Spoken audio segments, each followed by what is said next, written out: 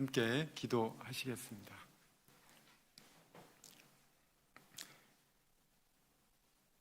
거룩하시고 자비로우신 살아계신 우리 아버지 하나님, 죄와 허물로 죽었던 우리 영혼을 예수님의 십자가의 보혈로 구원해 주시고 썩지 않고 더럽지 않고 쇠하지 아니하는 영원한 천국의 소망을 갖게 하심을 참으로 감사를 드립니다.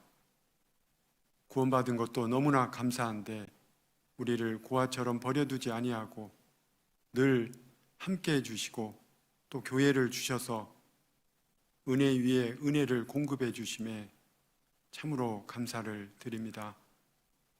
구원받을 때 주님께 감사했던 그 은혜를 늘 잊지 않고 살 수 있도록 우리 육체의 남은 때를 세상 헛된 데에 마음이 뺏기지 않고 영원한 것을 위해서 살 수 있도록 우리의 마음과 발걸음을 인도해 주시기를 원합니다.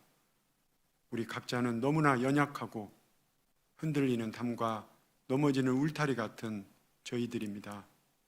한시도 주님께서 붙잡아 주시지 않으면 넘어질 수밖에 없는 연약한 인간입니다. 주님께서 우리의 마음을 늘 붙잡아 주시고 말씀으로 교훈해 주시고 흔들어 깨워 주셔서 생활의 염려로 마음이 무디어지고 또 세상 헛된 것에 마음이 뺏기지 않도록 늘 붙잡아 주시기를 간절히 원합니다. 코로나19로 인해서 모이기가 어려운 이때 저희들 마음이 나태해지지 않도록 늘 인도해 주시고 개인 경건 생활에 더욱 힘쓰고 모이기를 힘쓸 수 있도록 주께서 역사해 주시기를 간절히 원합니다.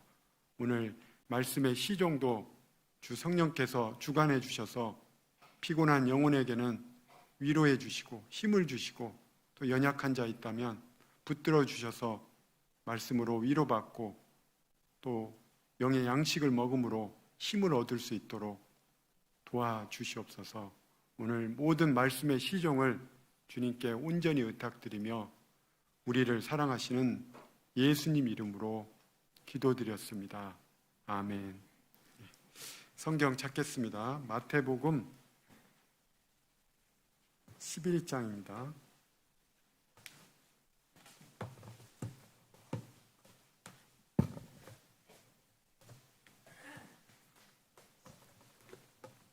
마태복음 11장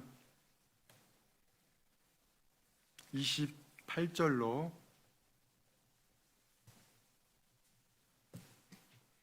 30절까지입니다.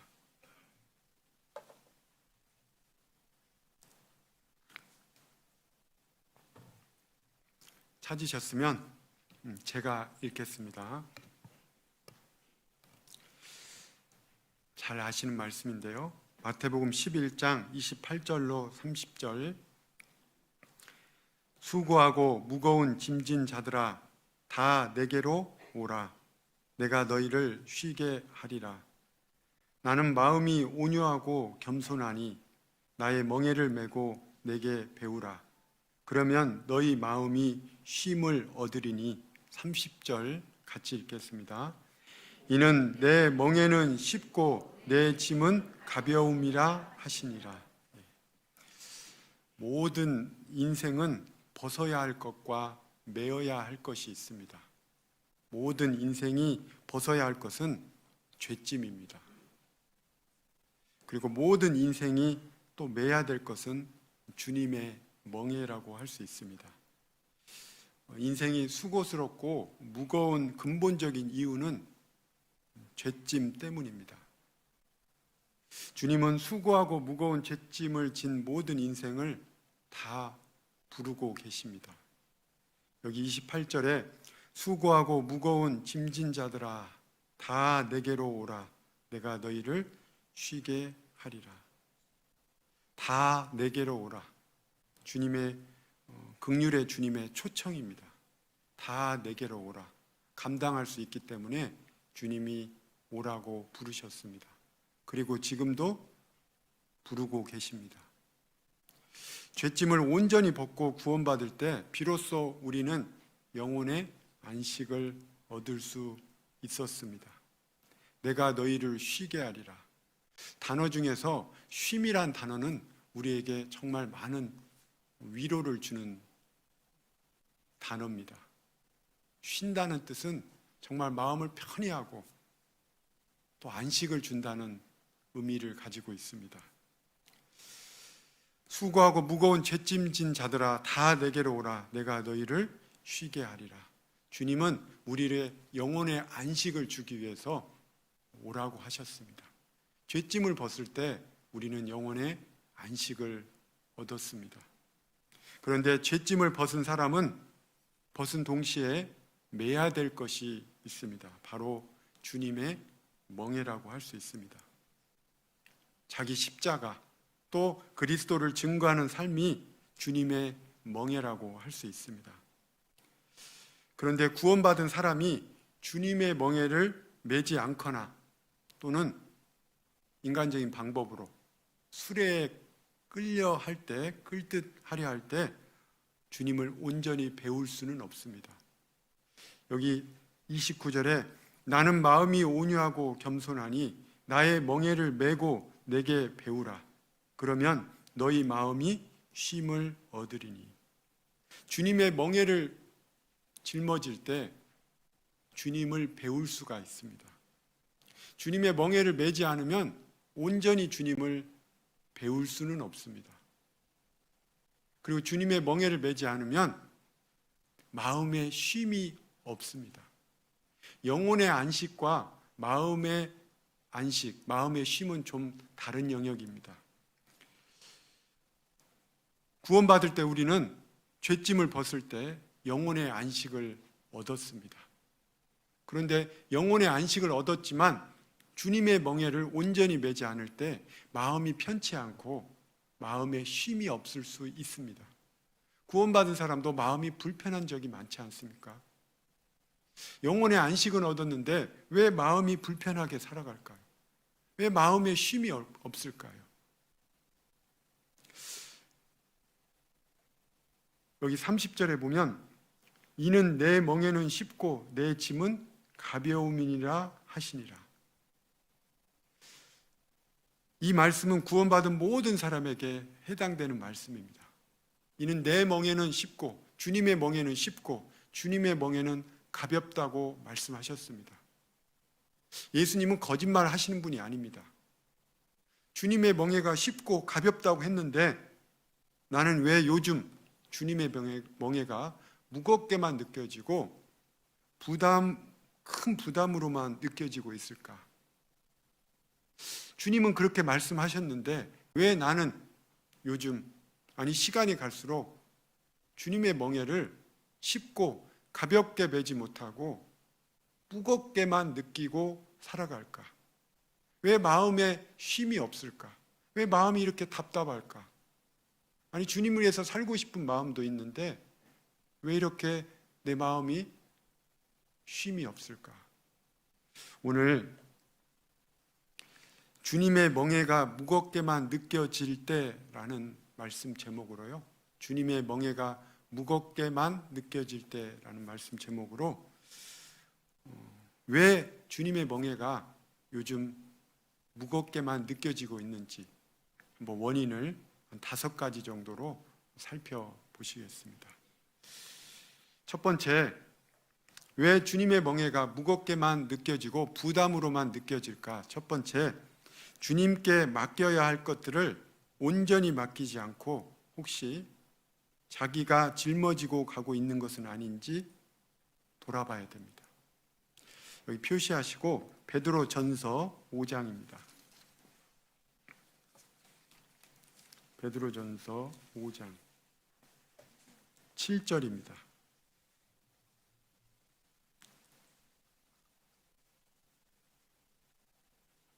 신약성경 382쪽입니다. 베드로전서 5장 7절로 8절까지 너희 염려를 다 주께 맡겨버리라. 이는 저가 너희를 권고하심이니라. 근신하라 깨어라 너희 대적 마귀가 우는 사자같이 두루다니며 삼킬 자를 찾나니. 너희 염려를 다 주께 맡겨버리라. 우리는 구원받을 때 우리의 죄짐을 다 맡겼습니다. 아니, 주님이 온전히 다 짊어주셨습니다. 죄짐은 다 맡겼는데 신앙생활 중에 주님의 멍에를 메고 갈 때 이 혹시 염려는 내가 짊어지고 가고 있지 않은지, 반절은 주님께 맡기고 반절은 내가 짊어지고 가고 있지 않은지, 그래서 주님의 멍에가 무겁게만 느껴지고 있는 것은 아닌지 돌아볼 필요가 있습니다. 매일매일 삶 속에서 우리는 염려 속에서 살아갑니다. 나는 염려가 하나도 없다, 그런 사람은 없을 겁니다. 매일매일 삶 속에서 우리는 염려를 하고 있습니다. 그러나 우리의 염려를 우리는 맡길 뿐이 있습니다. 그게 전능하신 하나님입니다. 자매님, 좀 염려를 맡기세요. 형제님, 좀 맡기세요. 하지만 정작 본인도 잘 못 맡길 때도 있습니다. 여러분, 맡긴다는 게 쉬운 게 아니에요. 쉬운 듯 하지만 실상 우리는 현실 속에서 온전히 맡기지 못하고 살아갈 때도 많습니다. 왜 우리는 못 맡길까요? 그 염려는 주님이 짊어주신다고 염려를 다 주께 맡겨버리라 그랬죠? 말씀 그렇게 하셨는데 왜 우리는 삶의 운전대를 내가 짊어지고 염려의 짐을 내가 짊어지고 살아가고 있을까요? 그 근본적인 원인이 뭘까요? 왜 염려를 맡기지 못할까요? 근본적인 원인은 주님을 온전히 신뢰하지 못하기 때문입니다. 제가 여기 양천교회 오면서 운전하고 왔습니다. 내비게이션을 의지하고 왔습니다. 그런데 저보다 더 운전 잘하는 분이 있다면 저는 그분께 맡길 겁니다. 삶의 운전대를 내가 잡고 인생길을 가는 것보다 주님이 나의 삶의 운전대를 잡아서 운전하신다면 훨씬 우리는 더 쉽게 주님의 멍에를 쉽고 가볍게 메고 갈 수 있을 겁니다. 여기 7절에 너희 염려를 다 주께 맡겨버리라. 이는 저가 너희를 권고 돌보심이니라. 근신하라, 깨어라. 너희 대적 마귀가 우는 사자같이 두루다니며 삼킬 자를 찾나니. 염려는 믿음의 좀과 같습니다. 여러분, 옷장에 옷을 넣어놓으면 좀이 먹습니다. 그래서 조그맣게 구멍을 냅니다. 나중에는 크게 내죠. 소리 없이 그 옷장의 좀은 옷을 갉아먹습니다. 염려도 그와 같습니다. 소리 없이 와서 나의 믿음을 조금씩 무너뜨립니다. 염려가 많은 사람의 특징은 게으릅니다. 왜 그럴까요? 염려에 자기 생각을 너무 많이, 자기 에너지를 너무 많이 소요했기 때문에 정작 발로 움직여야 될 때는 힘이 없는 겁니다. 염려 많은 사람 특징은 게으릅니다. 에너지를 너무 생각에, 염려에 많이 쏟았기 때문입니다. 그래서 여기 8절에 근신하라, 깨어라 그랬습니다. 염려하는 삶은 잠자는 신앙입니다. 염려에 삼킬 수도 있습니다. 근신하라, 깨어라. 너희 대적 마귀가 우는 사자같이 두루다니며 삼킬 자를 찾나니. 염려는 소리 없이 들어와서 우리 삶을, 우리 믿음을 무너뜨리고 나중에는 삼켜버립니다. 염려에 딱 잡혀 있으면 주님께 기도가 줄어듭니다. 염려가 많아진다, 게으러진다는 뜻입니다. 왜냐하면 에너지를 너무 염려에 많이 썼기 때문에 정작 움직일 힘이 없습니다. 염려가 많아진다, 주님을 온전히 신뢰하지 못하기 때문에 기도가 줄어듭니다. 염려가 많은 인생은 기도가 줄어드는 인생입니다. 염려와 기도는 반비례합니다. 기도가 늘면 염려가 줄어듭니다. 염려가 늘면 기도는 또 줄어들고, 기도가 늘면 염려는 또 반대로 기도가 줄면 염려는 늘고. 오랜만에 나와서 그렇습니다. 그래서 빌립보서 4장 6절에 아무것도 염려하지 말고 오직 모든 일에 기도와 간구로 너희 구할 것을 감사함으로 하나님께 아뢰라. 아무것도 염려하지 말고. 마태복음 6장에 예수님의 산상수훈 중에서는 너희 중에 누가 염려함으로 그 키를 한 자나 더할 수 있느냐? 누가 염려해서 그 키를 한 자나 더할 수 있겠습니까? 내일 있다가 오늘 있다가 내일 아궁이에 던지는 들풀도 하나님께서 이렇게 입히시거든. 하물며 너희일까 보냐? 믿음이 적은 자들아. 주님은 우리 죄짐을 온전히 맡아주셨습니다. 그리고 매일매일 삶 속에서 우리의 염려의 짐도 맡아주신다고 했기 때문에 염려를 다 주께 맡겨버리라. 아무것도 염려하지 말고 하나님께 아뢰라 라고 말씀하고 있습니다. 그런데 현실의 삶에서는 우리는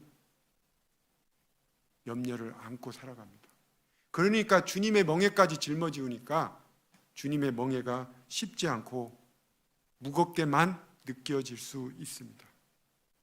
내가 맡겨야 될 매일매일의 염려를 맡기지 못하고 살아가고 있지 않은지, 올 한 해 코로나 때문에 여러 가지 어려움도 있을 때 그 염려를 내가 짊어지고 이제까지 오지 않았는지, 아니 내년에도 짊어지고 갈 건지 한번 돌아볼 필요가 있습니다. 그리고 또 우리가 주님께 맡겨야 될 것은 두 번째, 직장과 가정에서 또는 교회, 심지어 교회 내에서 애매한 오해와 판단을 받을 때도 하나님께, 주님께 맡겨야 됩니다. 여기 찾은 김에 베드로전서 2장입니다. 2장 19절.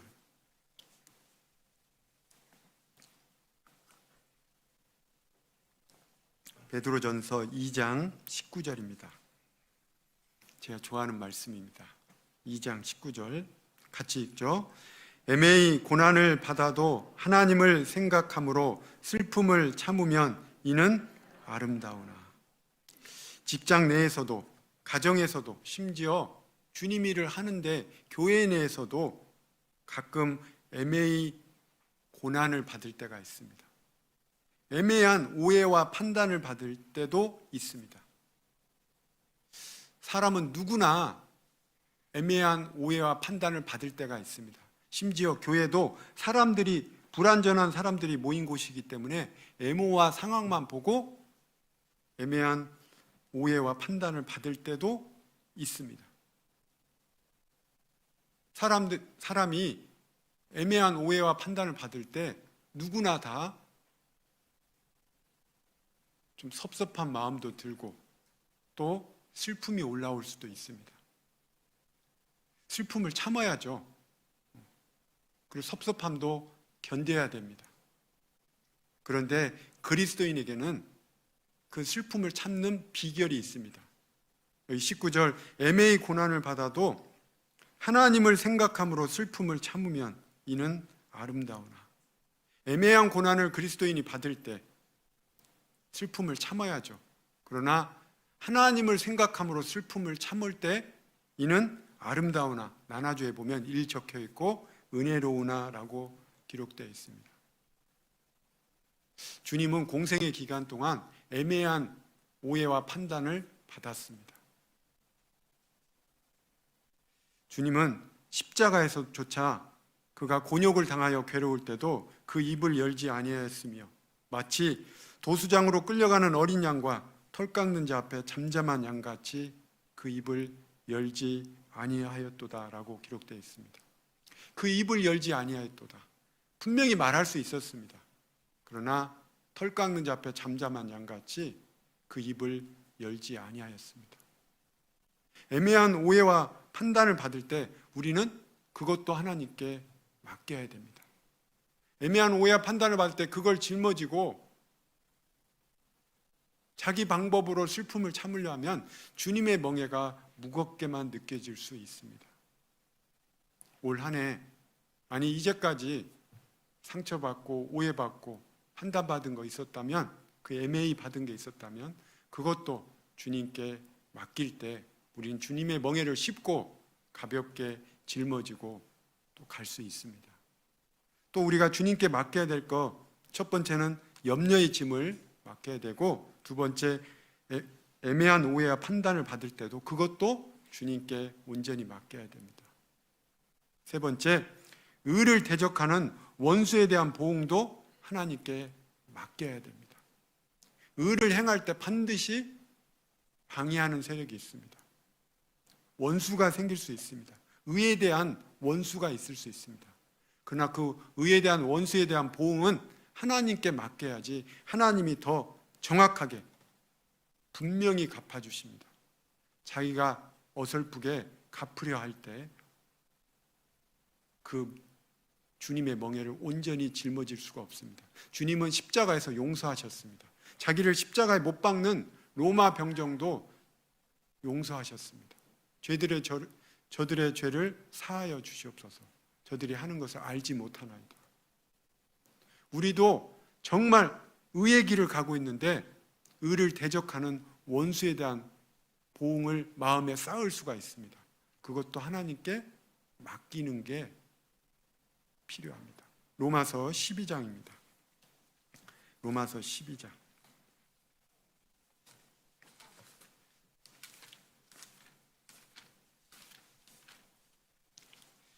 12장 19절입니다.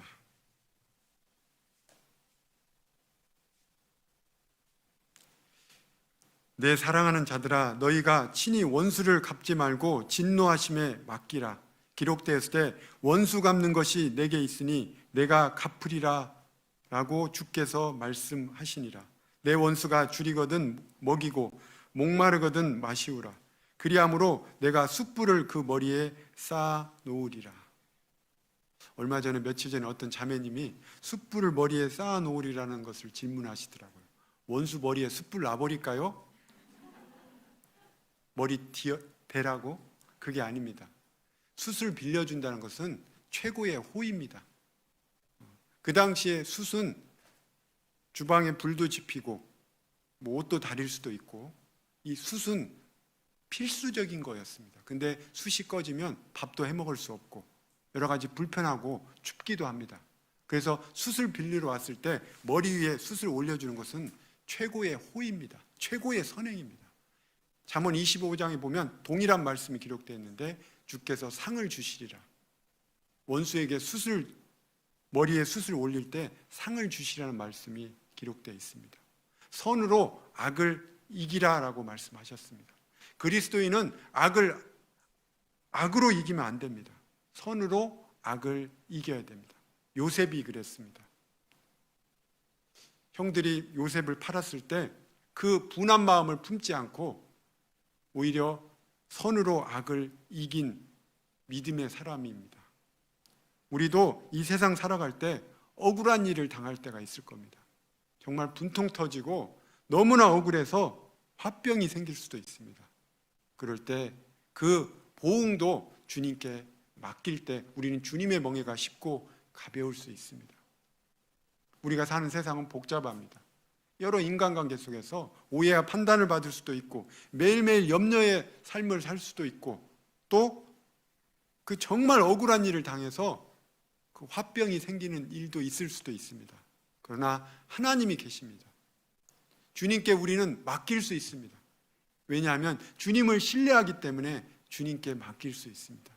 내가 하려면 내가 염려를 한다고 그 염려함으로 키를 한 자로 자랄 수 없듯이 내가 염려함으로 할 수 있는 일이 생각보다 적습니다. 주님께 기도하고 주님께 맡기면 주님이 우리보다 훨씬 더 차원이 다르게 능력자십니다. 오해와 판단도 주님이 풀어주십니다. 억울한 일도 주님이 보응해 주십니다. 시편 94편 1절에 여호와여 보수하시는 하나님이여, 보수하신다는 말이 고친다는 뜻이 아닙니다. 원수를 갚아주시는 하나님이여, 여호와여 보수하시는 하나님이여, 보수하시는 하나님이여 빛을 비추소서. 시편 68편 19절에는 날마다 우리 짐을 지시는 주 곧 우리 구원이신 하나님을 찬송할지로다. 날마다 우리 짐을 짊어주십니다. 우리 염려의 짐, 억울한 일 당할 때 그 짐, 오해와 판단을 받을 때 그 짐도 짊어주십니다. 시편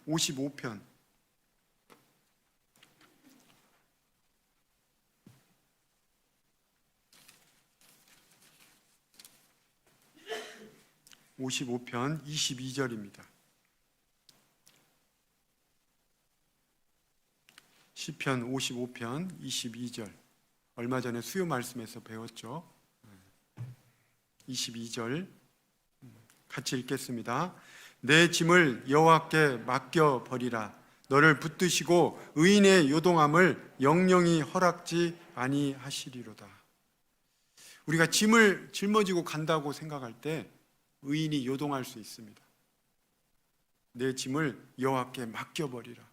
맡길 분이 있다는 거 얼마나 희망적인 얘기입니까? 너를 붙드시고 의인의 요동함을 영영이 허락지 아니하시리로다. 맡기지 못해서 요동할 수 있습니다. 맡기지 못해서 버거울 수 있습니다. 올 한 해 아직도 맡기지 못한 부분이 있다면 주님을 온전히 알고 신뢰함으로써 우리는 내려놓을 수 있습니다. 생각보다 쉽지는 않습니다. 주님을 알 때, 주님을 온전히 신뢰할 때 우리는 내려놓을 수도 있습니다. 주님의 멍에가 무겁게만 느껴질 때 첫 번째 이유는 금방 살펴봤듯이 주님께 온전히 맡겨야 할 것들을 자기가 짊어지고 가고 있지는 않은지 한번 돌아볼 필요가 있습니다. 그 다음에 두 번째, 주님의 멍에가 무겁게만 느껴지는 이유 두 번째, 생활 중에 혹시 합당치 않은 수문제가 있으므로 주님의 멍에가 무겁게만 느껴지는 것은 아닌지 돌아볼 필요가 있습니다. 이 죄는 아주 작아도 우리를 무겁게 합니다. 히브리서 12장입니다. 히브리서 12장 1절입니다.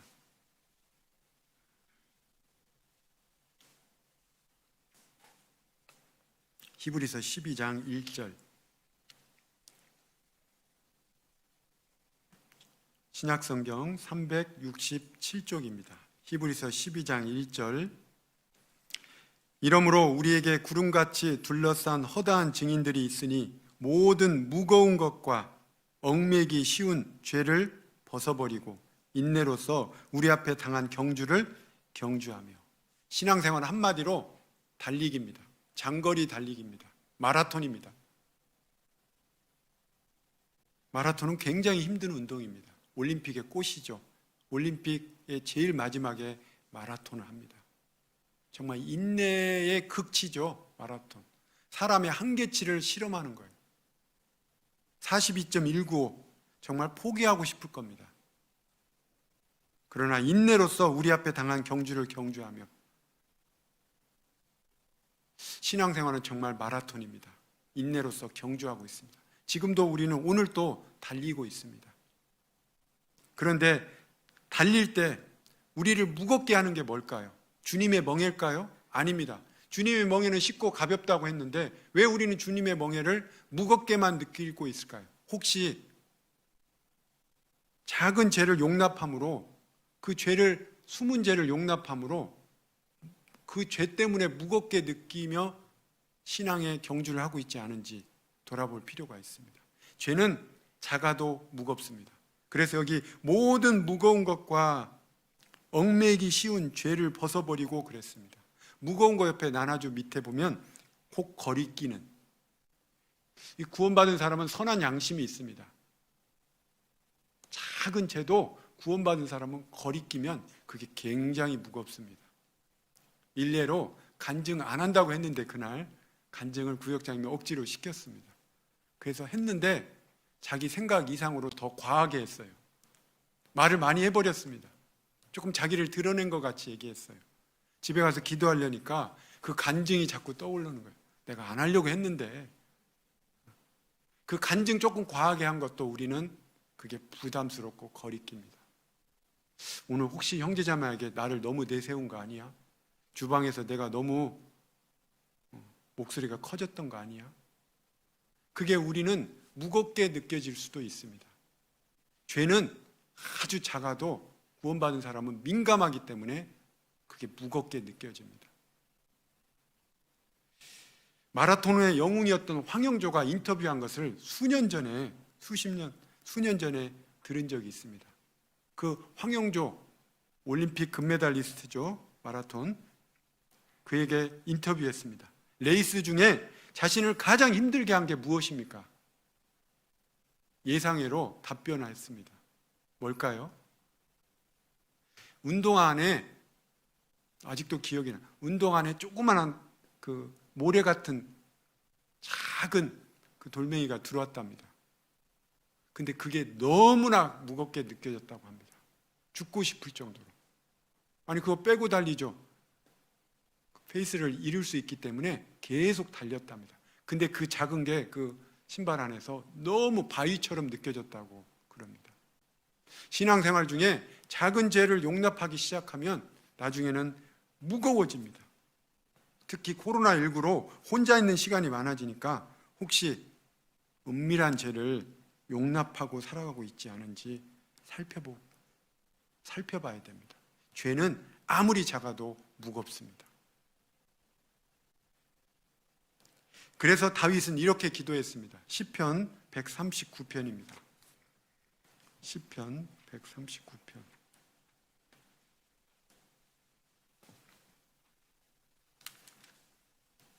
23절로 24절입니다.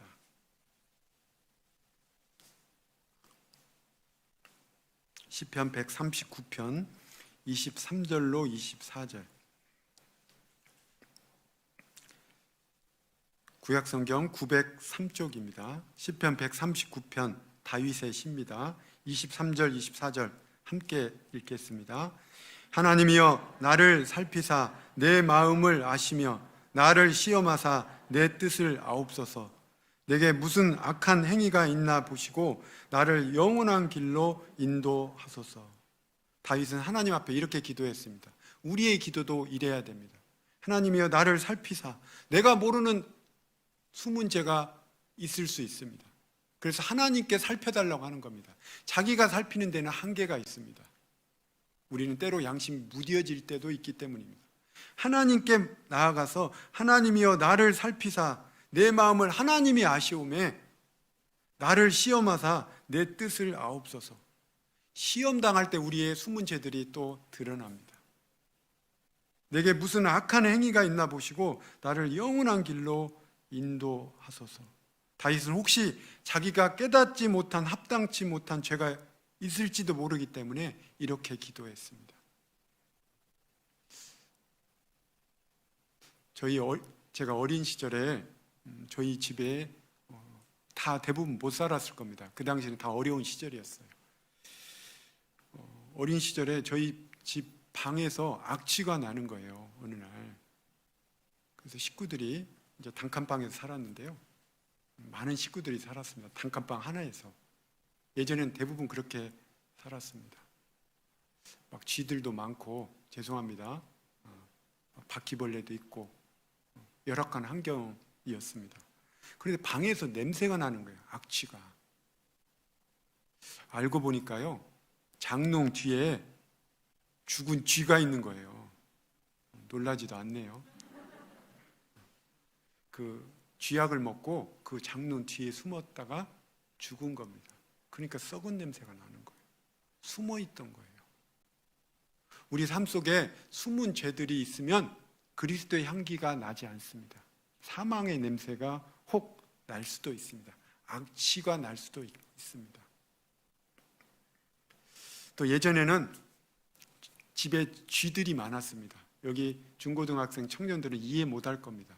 거의 쥐와 더불어 살았습니다. 누우면요 천정에서 쥐가 툭 굴러가기도 했습니다. 기억나시죠? 추억의 소리입니다. 그 막 비가 새고 그러면 기왓장이 새고 그러면 눅눅하니까 쥐들이 그 천정을 은신처로 삼아서 막 가로질러서 달리기도 하고 오늘은 두 마리네 그렇게 느끼기도 하고 그랬습니다.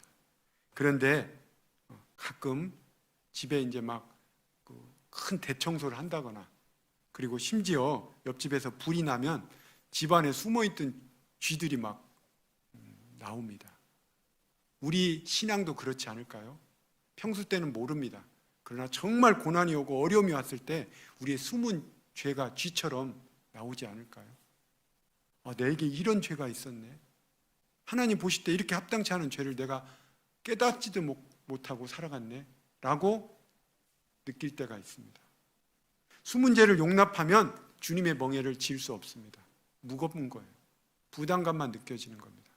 그래서 두 번째, 혹시 생활 중에 합당치 않은 숨은 죄를 내가 용납함으로 주님의 멍에를 부담으로만 무겁게만 느끼고 있지는 않은지 살펴볼 필요가 있습니다. 특별히 청년 때는 더욱 그렇습니다. 은밀한 죄를 숨기고 청년의 교제에 나오고 신앙의 교제를 하면 신앙이 굉장히 무겁게만 느껴집니다. 기쁨이 사라져 버립니다. 그래서 코로나 같은 이때 혼자 있는 시간이 많을 때 혹시 숨은 죄를 내가 용납하고 있지 않은지 돌아볼 필요가 있습니다. 그리고 세 번째, 주님의 멍에가 무겁게만 느껴지는 이유 세 번째, 이거 아주 중요한 겁니다. 주님이 짊어지지도 않은 짐을 스스로 짊어지고 가고 있는 것은 아닌지 살펴볼 필요가 있습니다. 로마서 12장입니다. 로마서 12장 3절입니다.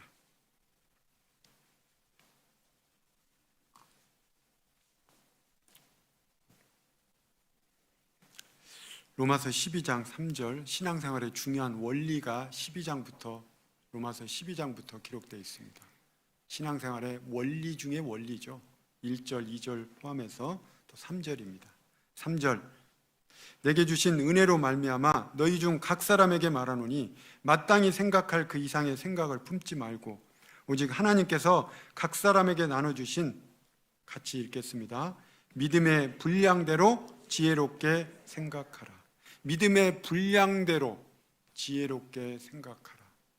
각 사람에게 나눠주신 믿음의 분량이 있습니다.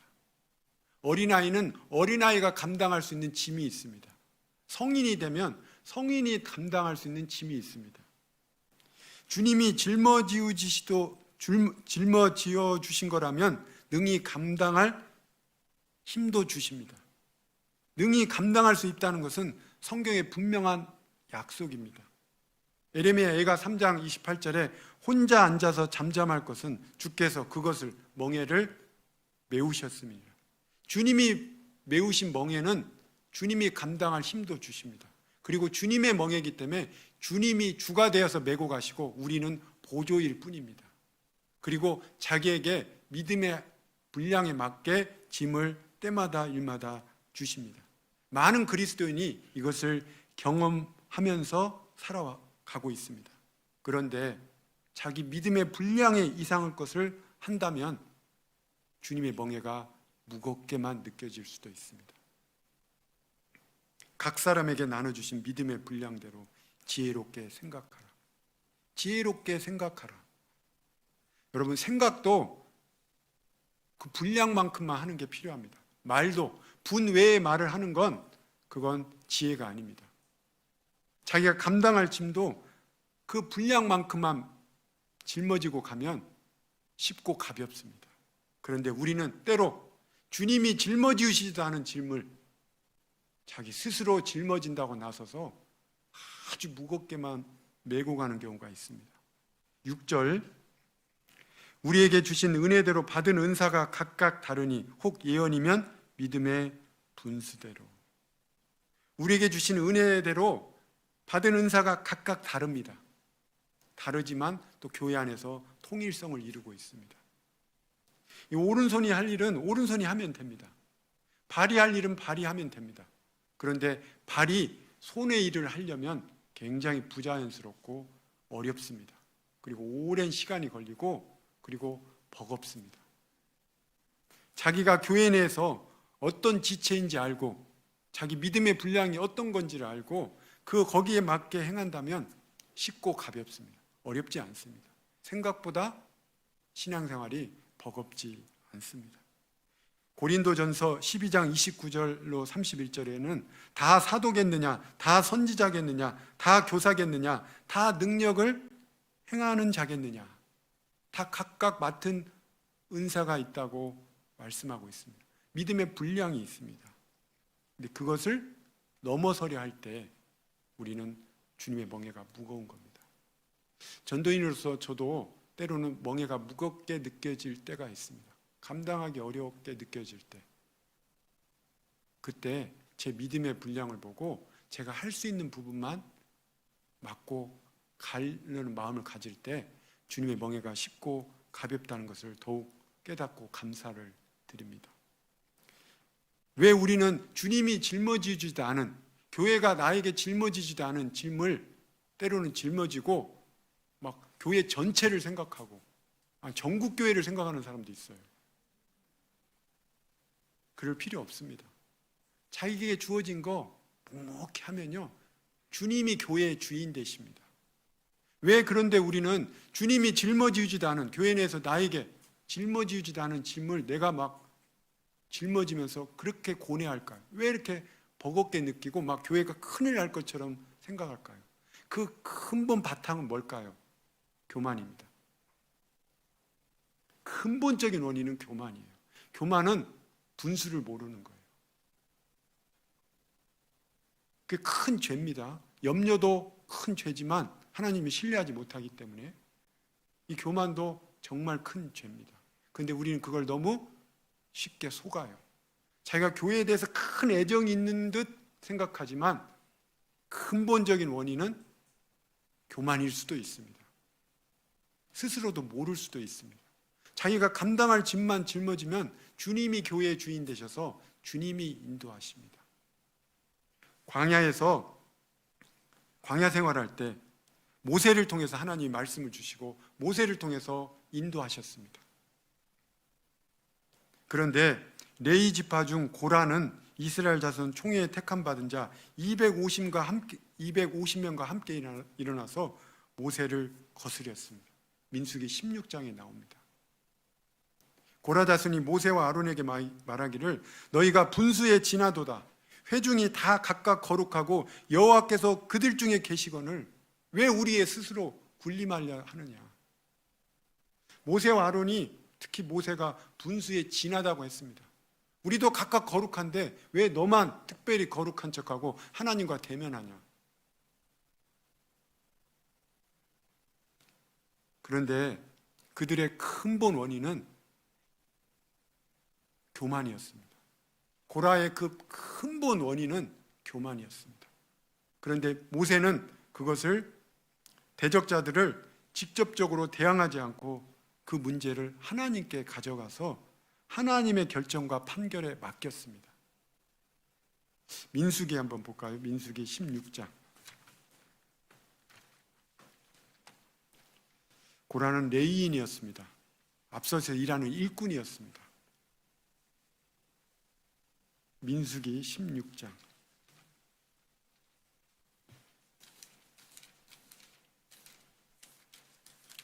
1절입니다. 레위의 증손 고핫의 손자 이스라엘의 아들 고라와 루벤 자손 엘리압의 아들 다단과 아비람과 벨렛의 아들 온이 당을 짓고 이스라엘 자손 총회의 택함을 받은 자 곧 회중에 유명한 어떤 족장 250인가 함께 일어나서 모세를 거스리니라. 그들이 모여서 모세와 아론을 거스려 그들에게 이르되 너희가 분수에 지나도다. 회중이 다 각각 거룩하고 여호와께서도 그들 중에 계시거늘 너희가 어찌하여 여호와의 총회 위에 스스로 높이느냐. 모세는 스스로 높인 적이 없습니다. 그런데 그들은 그 중심에 모세의 권위에 도전한 거예요. 하나님 권위에 도전한 겁니다. 교회는 권위가 있어야 됩니다. 권위주의는 잘못된 겁니다. 그러나 권위는 반드시 필요합니다. 예수님의 말씀은 권위가 있었습니다. 예수님의 말씀은 권위적이지 않았습니다. 우리 교회의 말씀도 권위가 있습니다. 하나님의 권위죠. 하나님이 부여한 권위. 권위주의적인 건 정말 잘못된 겁니다. 우리의 간증도 권위가 있어야 됩니다. 하나님이 주신 권위가 있어야 됩니다. 그럴 때 마음을 움직이고 힘을 줍니다. 그러나 권위주의적인 것, 가르치려고 하고 주관하려고 하는 것은 권위주의적인 겁니다. 그것은 잘못된 병폐입니다. 이 고라는 모세의 권위에 도전했습니다. 하나님 권위에 도전했습니다. 그 중심에 교만이 있었습니다. 자기에게 짊어지지도 않은 짐을 고라는 짊어졌습니다. 모세가 4절에 이 말씀이 저 개인적으로 참 묵상이 됐습니다. 모세가 듣고 엎드렸다가, 교회 안에서 가끔 앞서서 일하는 일꾼들이 짊어지지도 않은 짐을 짊어지고 막 주장할 때가 있습니다. 개인적으로 이 말씀을 많이 묵상합니다. 모세는 들었습니다. 엎드렸습니다. 반박하지 않았습니다. 대적자들에게 감정적으로 그 문제를 가지고 대항하지 않았습니다. 하나님께 가져가서 하나님의 결정과 판결에 맡겼습니다. 여기 16장 7절입니다. 6절 7절 모세가 16장 6절 이렇게 하라. 너 고라와 너의 모든 무리는 향로를 취하고 내일 여호와 앞에서 그 향로에 불을 담고 그 위에 향을 두라. 그때 여호와의 택하신 자는 거룩하게 되리라. 레위 자손들아 너희가 너무 분수에 지나치느니라. 실상은 고라 자손이 믿음의 분수를 넘은 거예요. 너희가 너무 분수에 지나치느니라. 9절에 이스라엘 하나님이 이스라엘 회중에서 너희를 구별하여 자기에게 가까이 하게 하사 여호와의 성막에서 봉사하게 하시며 회중 앞에서 서서 그들을 대신하여 섬기게 하심이, 같이 읽겠습니다. 너희에게 작은 일이겠느냐? 작은 일이겠느냐? 반문이죠. 여러분, 하나님의 일은 크고 작은 일이 없습니다. 다 큰 일입니다. 성막에서 제사하고 남은 그 쓰레기를 치우는 것도 큰 일입니다. 하나님과 관련된 일은 모두 다 큰 일입니다.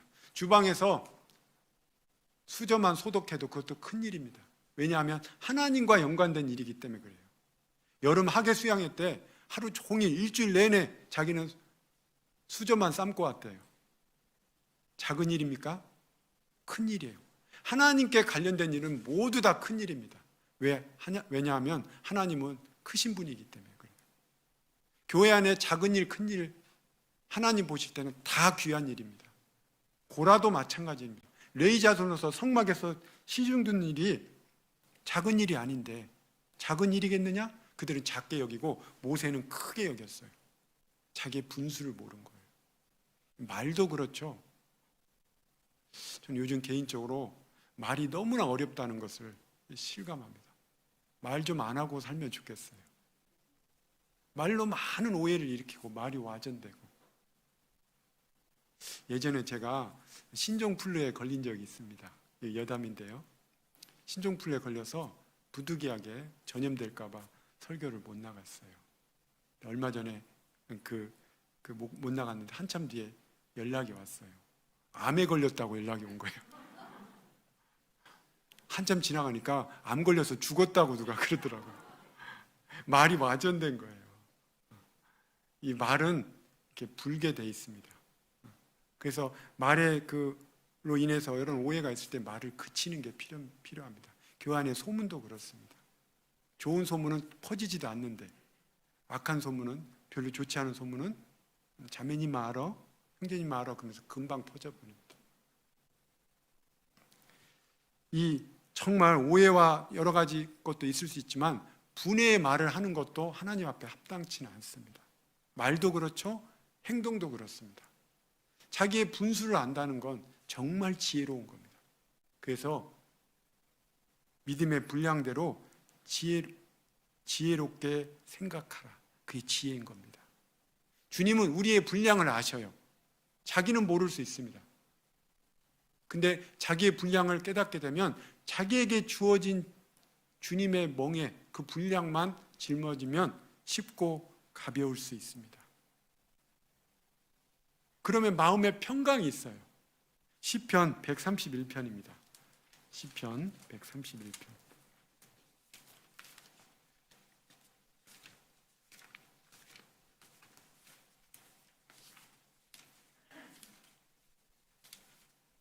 (1절) 2절입니다. 시편 131편 1절 2절. 여호와여, 내 마음이 교만치 아니하고 내 눈이 높지 아니하오며 내가 큰 일과 미치지 못할 기이한 일을 힘쓰지 아니하나이다. 실로 내가 내 심령으로 고요하고 평온케 하기를, 같이 읽겠습니다.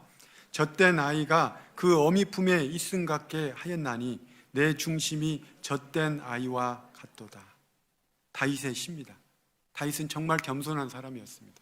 하나님 앞에 자기의 분수를 아는 사람이었어요. 다윗이 이렇게 찬양합니다. 내 중심이, 내 마음 중심이 젖된 아이와 같도다. 젖된 아이와 같도다는 뜻은 뭘까요? 아이는 그 젖을 먹는 분량이 있습니다. 엄마 젖을 실컷 먹고 젖을 딱 떼죠. 배부르면. 그때 아이의 얼굴이 어떨까요? 저는 젖을 안 먹여봐서 모르겠습니다. 자매님들은 아실 거예요.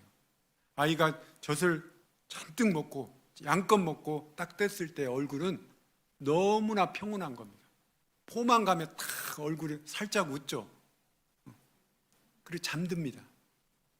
지금도 마찬가지입니다. 우리는 오늘 영의 양식을 먹으러 왔어요. 자기 분량껏 먹습니다. 분량껏 먹고 딱 말씀이 끝났을 때 우리는 중심에 젖된 아이와 같습니다. 실로 내가 내 심령으로 고요하고 평온케 하기를, 젖된 아이가 그 어미 품에 있음 같게 하였나니. 말씀도 깨닫는 것도 분량대로, 교회의 그 일도 분량대로 할 때 내 중심에 평온함이 있습니다. 1절, 여호와여, 내 마음이 교만치 아니하고 내 눈이 높지 아니하오며 내가 큰 일과 미치지 못할 기이한 일을 힘쓰지 아니하나이다. 큰 일이 영어로 great matters라고 기록되는데 큰 문제들, 복수입니다. 미치지 못한 기이한 일들, 영어 성경에 profound, 아주 심오한 일들, 그런 일을 힘쓰지 아니한다고 그랬어요. 그건 하나님께 맡기고 나보다 분량이 더 큰 다른 지체가 맡고 가고 있습니다. 기도해 주면 됩니다. 혹시 올 한 해 아니면 이제까지 나는 신앙생활 하면서 내 분량대로 정말 겸손하게 주님의 멍에를 메고 있었는지 한번 돌아볼 필요가 있습니다. 혹시 주님이 짊어지지도 않은 짐을 내가 짊어지면서 마치 내가 크게 뭐 큰 일을 힘쓰는 것처럼 생각한다면 내려놔야 됩니다. 주님이 짊어지고 가시고 내가 내 교회를 반석 위에 세우리니 사망의 권세가 이기지 못하리라. 주님의 멍에고 주님의 교회입니다. 주님이 주인이 되셔요. 설령 조금 돌아가긴 해도 주님이 인도하십니다. 네 번째, 주님의 멍에가 무겁게만 느껴지는 이유 네 번째, 이것도 아주 중요한데요. 주님의 멍에를 혼자만 짊어지고 가는 거라고 생각하고 있는 것은 아닌지 돌아볼 필요가 있습니다. 민수기 11장입니다. 민수기 11장.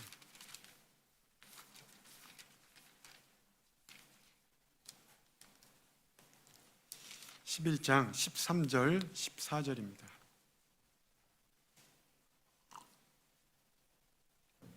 민수기 11장 13절 14절.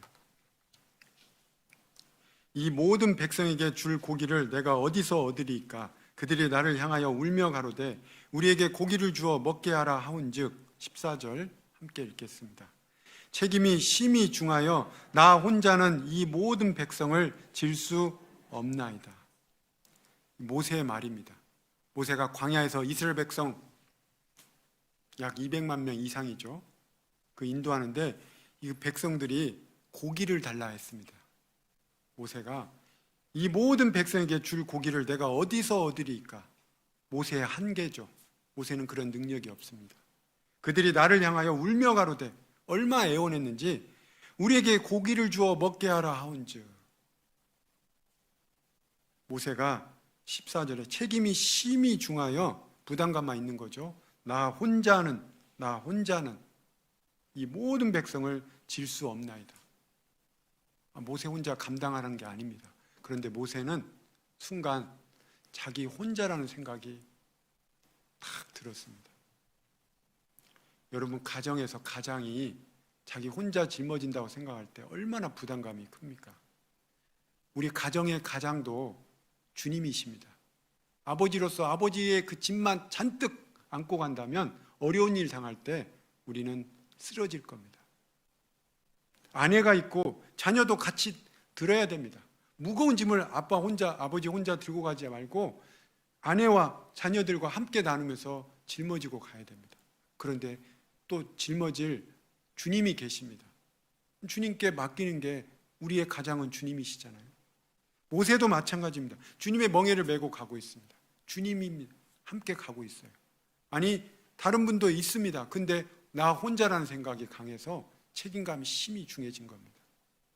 특별히 구역장 할 때, 조장할 때 구역 임원들이 세워지죠. 함께 하라는 그 지혜를 배우는 거예요. 그런데 구역장 혼자 한다고 생각할 때 정말 공고할 겁니다. 외로울 겁니다. 여기 모세 15절에 모세는 주께서 내게 이같이 행하실진대 구하옵나니 내게 은혜를 베푸사 즉시 나를 죽여 나로 나의 공고함을 보지 않게 하옵소서. 얼마나 괴로웠으면 은혜를 베풀어 죽여달라고 합니다. 여러분, 혼자라는 생각이 강하면 굉장히 괴로움이 밀려듭니다. 자살하는 사람의 대부분은 혼자라는 생각이 강하답니다. 대부분 자살하기 직전에 자기가 믿었던 사람들에게 전화를 해본답니다. 근데 밤중에 전화 받았는데 시큰둥하게 받죠. 다음에 얘기해. 그리고 끊죠. 자살한답니다. 그런데 너 어디야?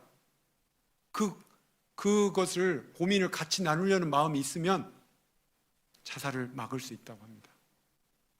혹시 한밤중에 전화 받으면 끊지 마십시오. 너 어디야? 내가 당장 갈게. 이 모세는 영적인 거장입니다. 산맥으로 말하면요, 아주 산으로 말하면 높은 산과 같은 사람이에요. 그런데 이런 모세도 혼자라는 생각이 강하게 드니까 주님의 멍에를, 이 백성의 멍에를 혼자 부담한다고 생각하니까 죽여달라고 합니다. 곤고함을 보지 않게 하옵소서. 하나님의 솔루션이 있습니다. 하나님이 해결책을 주셔요. 하나님은 그 멍에를 덜어주진 않았어요. 같이 짊어질 사람을 주십니다. 그게 하나님의 방법이에요. 구역장 조장으로서 올 한 해 나는 너무 힘들었다. 봉사장 어머니장으로서 나 혼자 책임이 심히 중해서 너무 피곤했다. 내려놓는 게 방법일까요? 주님은 다른 방법을 주셨습니다. 모세에게. 여기 16절입니다. 16절, 17절. 여호와께서 모세에게 이르시되 이스라엘 노인 중 백성의 장로와 유사되는 줄을 내가 아는 자 70인을 모아데리고 해막 내 앞에 이르러 거기서 너와 함께 서게 하라. 내가 강림하여 거기서 너와 말하고 네게 임한 신을 그들에게도 임하게 하리니, 같이 읽죠.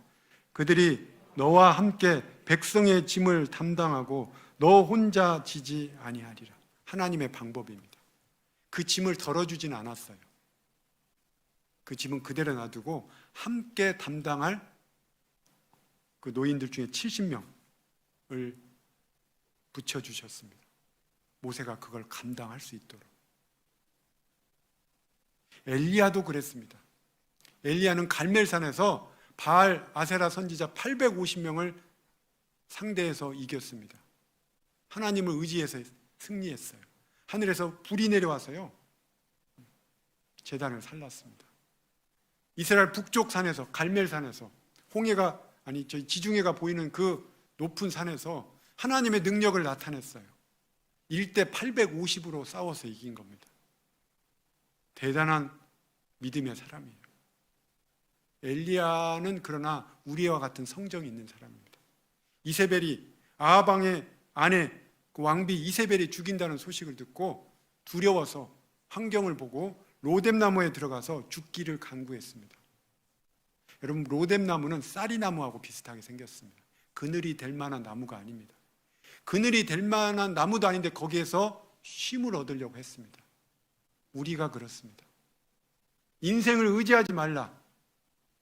그 수는, 그 호흡의 수는 셀 가치도 없다고 이사야 2장에 기록되어 있습니다. 그런데 우리는 의지할 만한 인생에 의지합니다. 그 엘리야가 로뎀 나무에 가서 그 그늘에 피하였듯이 그늘도 없습니다, 실제로. 그래서 천사를 하나님이 보내주셨어요. 떡과 물을 주셔서 어루만지고 회복을 시켰습니다. 그런데 일어나서 유대 광야에서 다시 호렙산까지 내려가서 호렙산에서 굴에 들어가 있는 겁니다. 하나님이 부르셨어요. 열왕기상 19장입니다. 열왕기상 19장 9절입니다.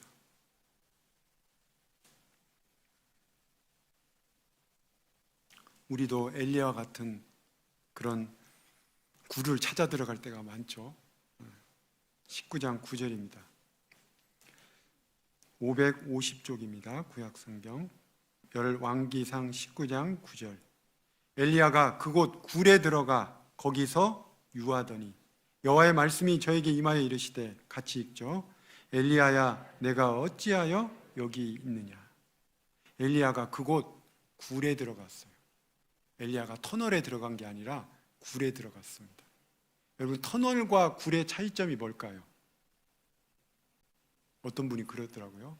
굴은 그냥 자연산이고 터널은 돈이 드는 거래요. 맞습니다. 또 차이점이 뭘까요?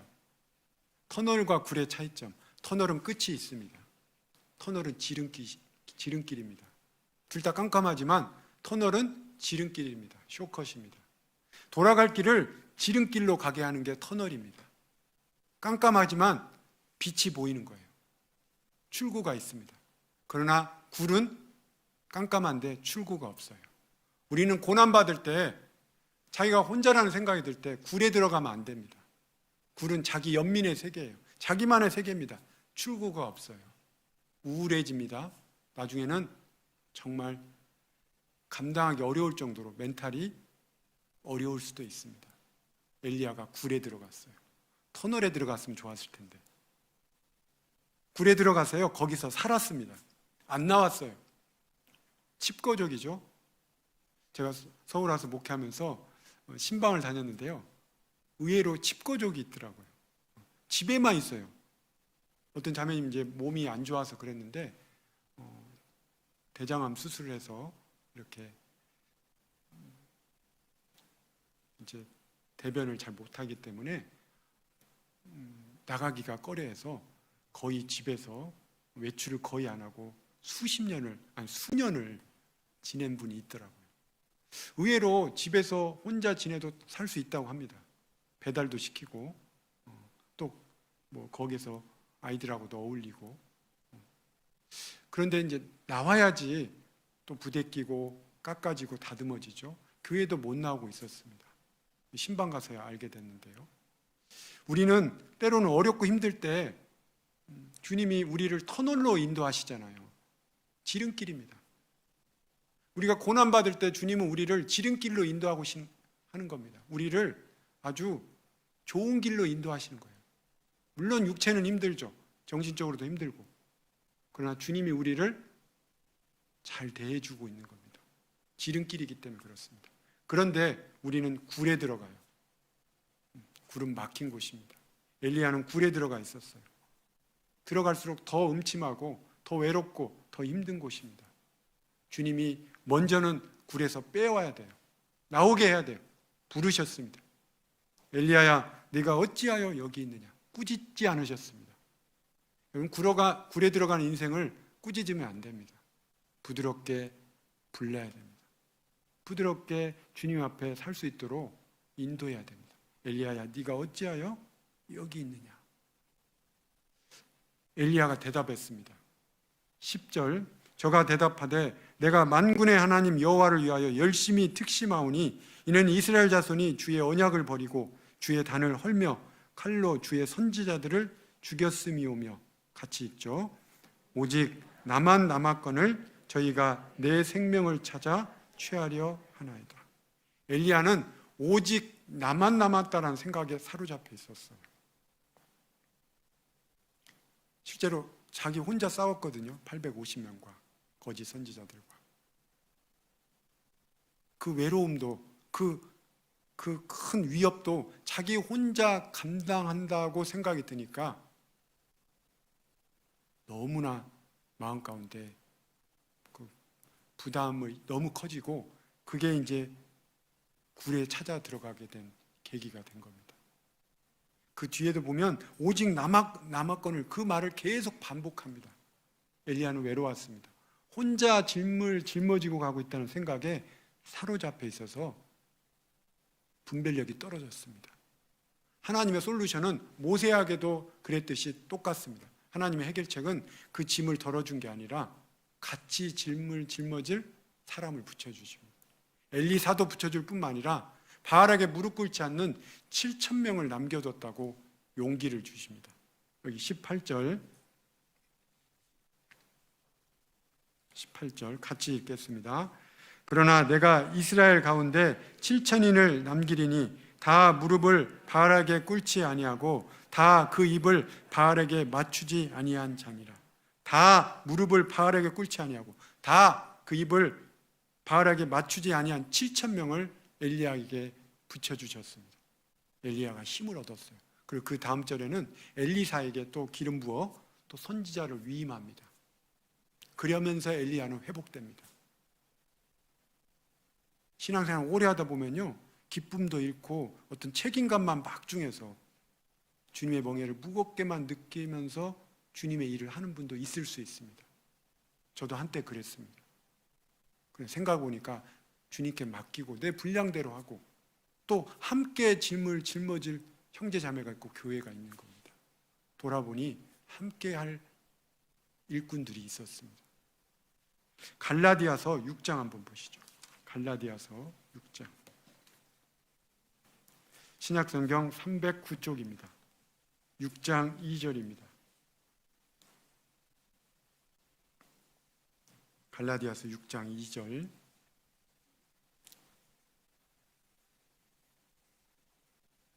(309쪽) 신약성경 갈라디아서 6장 2절 같이 읽겠습니다.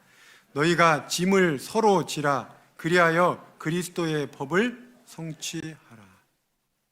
너희가 짐을 서로 지라, 함께 지라, 그런 뜻입니다. 그리하여 그리스도의 법을 성취하라. 그리스도의 법이 뭘까요? 사랑입니다. 짐을 함께 지는 거가 사랑입니다. 어떤 자매님이 무거운 짐을 지고 걸어가고 있어요. 근데 옆에 있는 자매님 보고, 자매님 힘내세요. 그리고 그냥 가버렸어요. 좀 들어주지. 형제님이 무거운 걸 들고 가고 있습니다. 그 무더운 여름날에. 그럼 옆에 가던 형제님이 그걸 말없이 와서 들어줬어요. 그게 사랑입니다. 배부르게 하라, 따뜻하게 하랴 말로는 하는데 쓸 것을 주지 않아요. 나누지 않아요. 말로만 하지 말고 행함과 진실함으로 하는 게 그리스도의 법, 사랑을 성취하는 겁니다. 교회가 짊어져야 될 짐이 있습니다. 함께 져야 될 짐입니다. 그걸 함께 지어주는 게 그게 사랑입니다. 막 힘내라고 말하고 이런 것도 물론 필요하지만 같이 짊어지는 것, 그게 그리스도의 법을 이루어가는 겁니다. 여기 헬라어에 보면 2절의 짐은 몰라도 됩니다. 헬라어로 바로스입니다. 함께 지는 짐을 쓰는 단어에는 바로스라는 단어를 쓰고, 각각 매야 될 짐은 5절에 각각 자기의 짐을 질 것이요 할 때 그 짐은 헬라어로 포르티온입니다. 마치 군대에서 행군할 때 함께 져야 될 짐이 있습니다. 큰 장비 같은 것은 행군할 때 함께 져야 됩니다. 그런데 각각 져야 될 짐이 있어요. 배낭, 자기 총, 이런 것들은 자기가 짊어져야 됩니다. 함께 져야 될 짐을 몇 사람이 빠지죠? 그럼 남은 사람이 굉장히 힘듭니다. 제가 군대 얘기 잘 안 하는데요, 군대에서 유격 훈련하면 이 봉이 있지 않습니까? 봉 이렇게 들었다 내렸다 이렇게 올렸다 한 7, 8명씩 이렇게 함께 하게 합니다. 그래서 동기회를 가르친다고 이렇게 함께 그걸 막 이렇게 내렸다 올렸다 합니다. 근데 키가 작은 어떤 사람은 가운데 딱 서가지고요, 신용만 해요. 막 표정은 굉장히 힘든데 안 되고 있어요. 정말 얌체 같죠?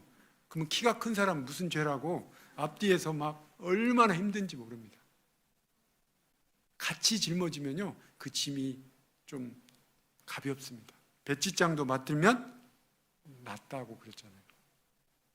짐을 함께 지는 거가 사랑입니다. 그리스도의 법을 성취하는 비결입니다. 물론 각각 져야 될 짐도 있습니다. 자기가 집에서 해야 될 일, 가정에서 해야 될 일, 자기가 또 직장에서 감당해야 될 일, 그 일들도 담당하고, 또 교회가 또 주님의 멍에도 함께 매야 될 멍에는 함께 매줘야 됩니다. 예를 들어 건축할 때도요, 벽돌 한 장이라도 보태야 됩니다. 두렙돈의 과부처럼.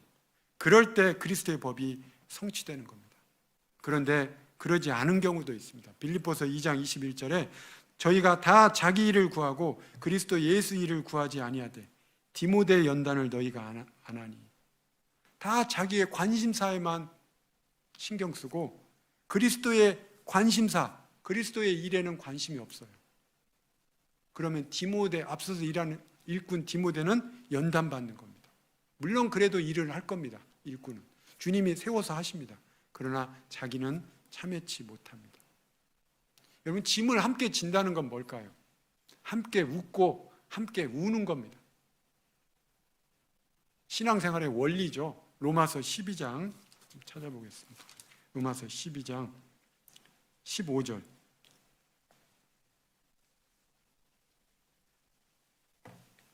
12장 15절. 12장 15절 같이 읽겠습니다. 즐거워하는 자들로 함께 즐거워하고 우는 자들로 함께 울라. 이게 신앙생활입니다. 교회가 함께 웃을 때 여러분 함께 웃습니까? 아니면 집에서 혼자 울고 있습니까? 교회가 울 때 여러분 함께 울고 있습니까? 집에서 개그 콘서트 보면서 혼자 웃고 있어요? 자기 좋은 일 있어서 혼자 웃고 있습니까? 교회가 웃을 때 함께 웃는 거예요. 교회가 같이 밥 먹을 때 같이 밥 먹는 거예요. 같이 말씀 들을 때 같이 말씀 듣는 거예요. 식구라는 말이 있죠. 식구. 우리 양천교회 식구라고 하죠. 같이 밥 먹는 거예요. 식구라 먹을 식자입니다. 혹시 양천교회도 말씀만 같이 먹고 그냥 육신의 밥은 먹지 않고 그냥 가시는 분이 있습니까? 영의 양식도 같이 먹고 육신의 양식도 같이 먹고 동고동락하는 거예요. 희노애락을 같이 하는 겁니다. 그게 진정한 식구고 그게 그리스도의 법을 성취하는 겁니다. 혹시 주님의 멍에를 나는 혼자만 짊어지고 가는 거라고 생각하고 가고 있어서 주님의 멍에가 무겁게만 느껴지는 건 아닌지 돌아볼 필요가 있습니다. 주님의 멍에라고 그랬죠? 주님이 주가 되어서 메고 가셔요. 우리는 보조입니다. 이스라엘의 멍에는 항상 짝으로 맵니다. 어미 소가 메고 그 다음에 조금 큰 송아지가 또 함께 매면서 훈련을 받습니다.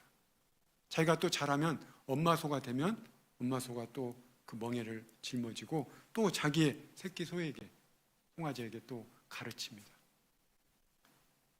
우리 신앙의 멍에는 함께 짊어지고 갈 때 훨씬 기쁨이 있습니다. 슬픔도 기쁨도 우리는 함께 나눌 자가 있습니다.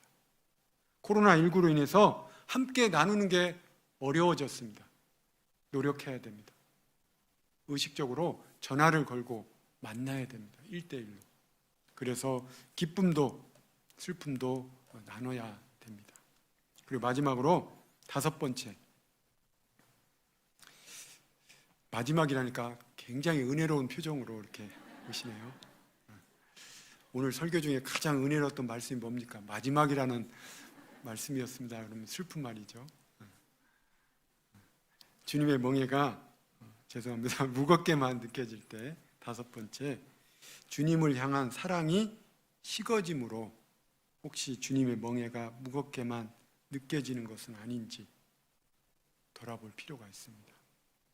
데살로니가 전서 1장 한번 보시죠. 데살로니가 전서 1장.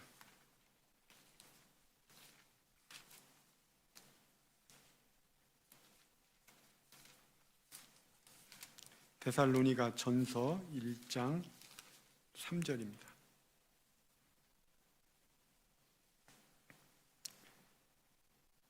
너희 믿음의 역사와 사랑의 수고와 우리 주 예수 그리스도에 대한 소망의 인내를 우리 하나님 아버지 앞에서 쉬지 않고 기억함이니. 신앙생활의 3요소 믿음, 소망, 사랑, 이 다 세 가지는 보이지 않습니다. 내적인 겁니다. 그러나 보이지 않는 믿음, 소망, 사랑은 외적으로 반드시 표현되게 돼 있습니다. 믿음이 있으면 워킹, 역사합니다. 소망이 있으면 인내, 참는 걸로 나타납니다. 사랑이 있다면 수고합니다. 사랑에 수고할 때 수고가 영어로 레이버링입니다. 노동입니다. 사랑하면 노동도 기꺼이 합니다. 부모는 자식을 사랑하기 때문에 부모는 자식을 위해서 수고합니다. 수고를 마다하지 않습니다. 부모만큼 자식을 위해서 수고하는 사람도 없을 겁니다. 그러나 어머니는 그것을 수고라고 여기지 않습니다. 왜냐하면 사랑이 있기 때문에 그렇습니다. 어릴 적 가난한 시절 저희 어머님은, 저는 이제 형제간이 7남매입니다. 7형제간이에요. 연년생이고 막 2년 터울이고 막 아들을 낳게 해서 딸만 막 네다섯을 낳습니다. 어머님이 7을 낳으셨어요. 그 당시 급식도 없었습니다. 도시락을 쌌어요. 아시죠? 노란 그 그릇, 그 도시락, 그 그릇에 7명이니까 아침 저녁으로 싸죠. 자율학습도 하고. 그러면 14개를 쌌어요. 반응이 없으시네요. 자매님들 14개 도시락 싸라 하면 쉬운 일이 아닙니다. 그 당시에 또 반찬도 많지도 않아요. 마요네즈 병 같은 데다 깍두기 싸주고 단무지 싸주고, 기껏해야 가끔 특식으로 계란 후라이 그 위에다 올려준 적이 있습니다. 어머님이 그렇게 수고하시는 것을, 어려운 형편 하시는 것을 제 어린 마음에 어머님께 물은 적이 있습니다. 엄마 힘들죠? 어머니 뭐라고 했을까요? 그래 힘들다. 그러지 않았어요. 하나도 힘들지 않다. 너희들이 잘 먹고 건강하고 공부 잘하면 엄마는 하나도 안 힘들어. 그게 기억이 나요. 사랑하니까 그 수고가 힘들지 않고, 그 수고에 대한 보람으로 아이들이 성장하고 잘 먹고 도시락 다 비우고 오면 어머님이 좋아하셨어요. 근데 도시락을 반절만 먹고 가는 적 있죠? 그럼 어머님이 내가 반찬이 시원찮았나 보다 라고 걱정하셨어요. 제가 반절 남긴 것을 탓하지 않고 본인이 혹시 반찬을 부실하게 해줘서 얘가 창피해서 반절만 먹고 오지 않았나 라고 오히려 본인이 더 자신을 이렇게 좀 돌아보셨던 기억이 납니다. 사랑하면 자기를 향해서 그래요. 혹시 내가 더 잘해줘야 되는데 상대방이 아닙니다. 사랑의 수고라는 말이 있죠. 주님에 대한 사랑이 식지 않으면 주님의 멍에가 그렇게 무겁게만은 느껴지지 않습니다. 그런데 사랑이 식으면 무겁게 느껴지는 거예요. 부담감만 잔뜩 주어지는 겁니다. 한 번은 형제님들과 함께 산행을 가는데, 예화입니다. 어떤 자매님이, 형제님들만 가는 산행에 외부 강사하고 함께, 자매님이 큰 아이를 얻고 왔어요. 한 우량하니까 한 10kg 정도 됩니다. 산에까지 그 아이를 업고 함께 갔습니다. 형제님이 너무 안쓰러워서 자매님께 물었어요. 힘들지 않으세요?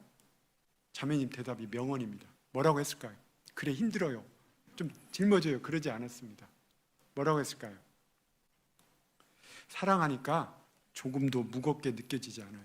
참 명언입니다. 주님의 멍에는 사랑이 없으면 맬 수가 없습니다. 우리에게 주신 사랑, 그걸 생각할 때마다 우리는 주님의 멍에가 쉽고 가볍습니다. 만약에 산에 올라가는데, 죄송합니다, 5만 원짜리 가득 담긴 돈다발을 쥐고 산에 올라가라면 어떨까요? 양천교회 식구들 가까운 산에 올라가는데 5만 원짜리 가득 채워서 짊어지고 가는데, 그 짊어지고 간 만큼 다 자기 돈이 나면은 뭐라고 생각하실까요? 하나도 안 무거워요. 목사님 더 주세요. 막 그 돈다발이 다 자기 거가 된다면 하나도 무겁게 느끼지 않을 거예요. 우리가 받는 고난이 영광으로 주어진다는 우리는 입으로는 말로 합니다. 사랑의 수고에 대한 대가를 사람은 알아주지 않아도 주님이 알아주실 거라고 우리는 말은 합니다. 그런데 정작 우리는 무겁게만 느낄 때가 너무나 많습니다. 사랑은 모든 것을 참고 견디는 힘이 있습니다. 그리스도의 인격입니다. 나는 마음이 온유하고 겸손하니, 주님은 온유하고 겸손한 분입니다. 신앙에 성숙한다는 것은 성경을 많이 안다는 게 아닙니다. 교회에서 직분을 많이 맡았다는 뜻이 아닙니다. 신앙에 성숙한 건 인격이 성숙하는 겁니다. 신앙의 성숙, 온유하고 겸손함이 커지는 거예요. 그런데 시간이 갈수록 온유와 겸손은 없고 자기 주장이 세고 막 자기를 드러내려고 하고 거꾸로 가는 거 아닐까요? 혹시 그러면서 주님의 멍에는 너무 무겁게만 느끼는 거 아닐까요? 사랑이 있으면 모든 걸 견딥니다. 모든 걸 참아요. 모든 것을 바랍니다. 고린도전서 13장 읽고 마치겠습니다. 고린도전서 13장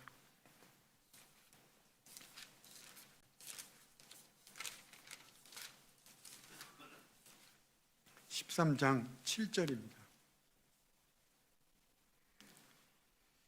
사랑에 대해서 말씀하고 있죠. 7절, 4절에 사랑은 오래 참고로 시작하고 7절 같이 읽겠습니다. 모든 것을 참으며 모든 것을 믿으며 모든 것을 바라며 모든 것을 견디느니라.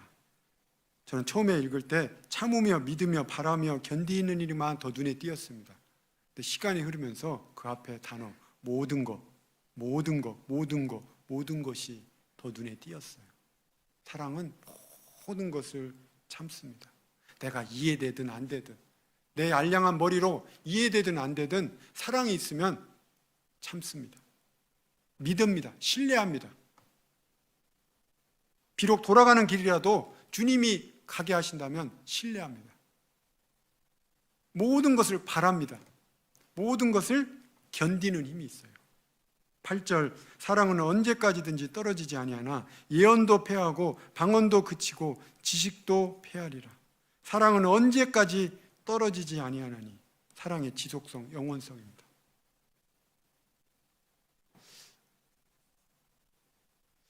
제가 이틀 전에 제가 구원받은 날이었습니다. 저는 92년도에 말씀을 듣기 시작해서 94년도에 구원을 받았습니다. 많은 갈등이 있었고 또 어려움이 있었지만 주님의 은혜를 베푸셔서 2년 만에 말씀을 들은 지 2년 만에 구원함을 얻었습니다. 제가 92년도에 처음으로 군대 시절 휴가 나와서 광주 농고에 간 적이 있습니다. 그때 상담도 하고 뵀던 분이 우리 최순주 목사님인데 또 오늘 이렇게 뵀습니다. 정말 감사하게 생각이 됩니다. 이제까지 지나온 거 주님의 크신 은혜였고 넘어질 수도 있었고 너무 연약했고 또 목회한 지는 지금 거의 15년 돼가고 있습니다. 그리스도인으로 살아간다는 것도 쉬운 일은 아니었습니다. 세상 속에서. 근데 전도인으로 살아간다는 것도 쉬운 일은 아니었습니다. 내 알량한 이 믿음의 분량으로 견디기 어려운 일도 많았습니다. 잠 못 이루는 밤도 꽤나 있었습니다. 그때 나를 견디게 해준 건 주님의 사랑이었습니다. 모든 것을 참으며 모든 것을 믿으며 그 당시에는 왜 이렇게 못 참았는지 모르겠습니다. 왜 모든 걸 이렇게 조급하게 생각했었는지 모릅니다. 물론 지금도 마찬가지입니다. 그러나 정말 사랑이 있다면 견딜 수 있습니다. 제가 얼마 전에 짧은 묵상의 글을 깨사모에서 읽었는데요. 읽고 마치겠습니다. 주님은 십자가에서 내려올 수 있었지만 내려오지 않으셨습니다. 나를 죽기까지 사랑하셨기 때문입니다. 신앙생활 중 편한 길로 갈 수 있지만 편한 길로 가지 않겠습니다. 나도 주님을 사랑하기 때문입니다. 우리에게는 편한 길도 있습니다. 그러나 편한 길이 평안한 길은 아니잖아요. 그래서 편한 길만 찾아다니면요 주님을 배울 수 없을 겁니다. 나는 마음이 온유하고 겸손하니 내 멍에를 메고 내게 배우라. 그리하면 너희 마음이 쉼을 얻으리니 이는 내 멍에는 쉽고 내 짐은 가벼우니라. 내년 한 해 또 우리에게 어떤 멍에가 지어질지 모릅니다. 그러나 주님이 함께 하신다면, 형제자매가 함께 하신다면 또 죄를 버리고 또 염려도 버리고 나에게 오해와 판단도 주님께 맡기고 그렇게 형제 자매와 교회와 함께 짊어지고 간다면, 그리고 또 주님의 사랑으로 그걸 견디며 간다면 주님의 멍에는 쉽고 가벼울 겁니다. 이제 곧 있으면 직분으로 부르실 겁니다. 대부분 그렇죠.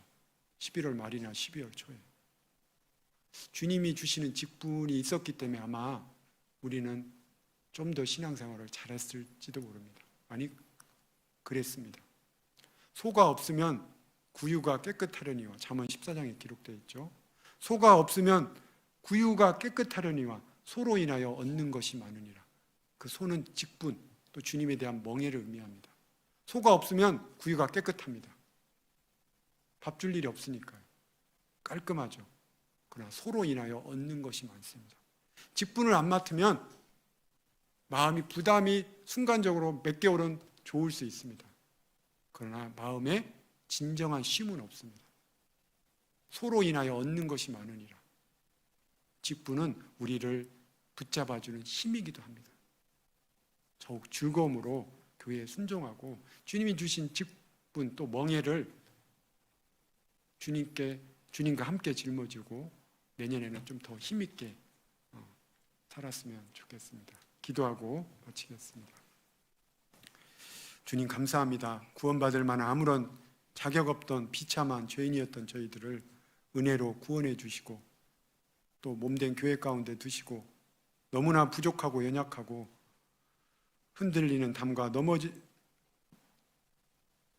울타리 같은 연약한 저희들을 붙잡아 주시고 인도해 주심에 감사를 드립니다.